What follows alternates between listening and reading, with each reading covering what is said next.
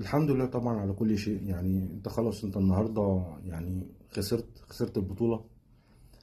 عادي، ما حصلش حاجة، خلاص خير. يعني لا هي اول بطولة ولا هي اخر بطولة.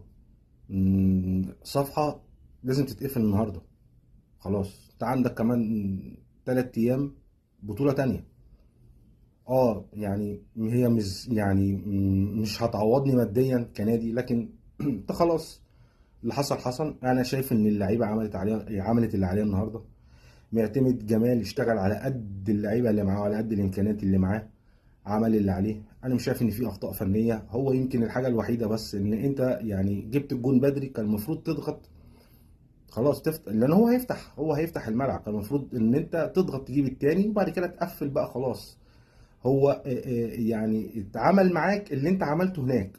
يعني انت الزمالك كان افضل هناك وكان ممكن يخطف الماتش، ومع ذلك هو خسرت 1-0.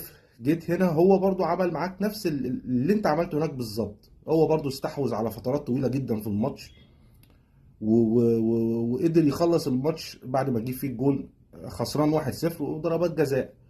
وانا شايف ان الفرقتين يستحقوا بصراحة. يعني الفرقتين لعبوا كويس، والفرقتين ما تقدرش تقول ده لعب وحش وده لعب احسن من ده، ما تقدرش تقول.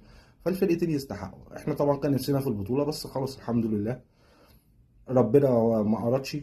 عندك بطولة كمان 3 أيام، عندك الدوري.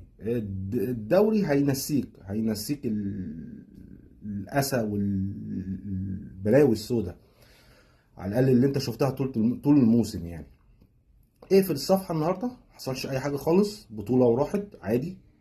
تحصل كتير، مفيش أي مشكلة خالص. ركز. أنت عندك كمان 3 أيام ماتش مع سيراميكا، يا تتعادل أو تكسب تاخد بطولة الدوري. الدوري طبعا يعني خلاص، هي يعني على الاقل هتبقى طالع الموسم معاك بطوله. هتخش السوبر المصري، هتلعب في افريقيا السنه الجايه. وابني بقى على اللي عندك. يعني حاول يبقى في بناء على اللعيبه اللي عندك. صفقات ما تجيش عشوائيه، صفقات تيجي على اللعيبه اللي موجوده عندك.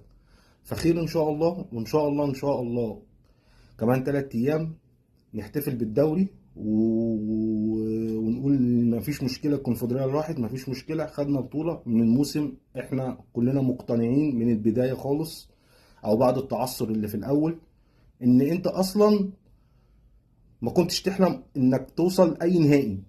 فخير وقدر الله ما شاء فعل.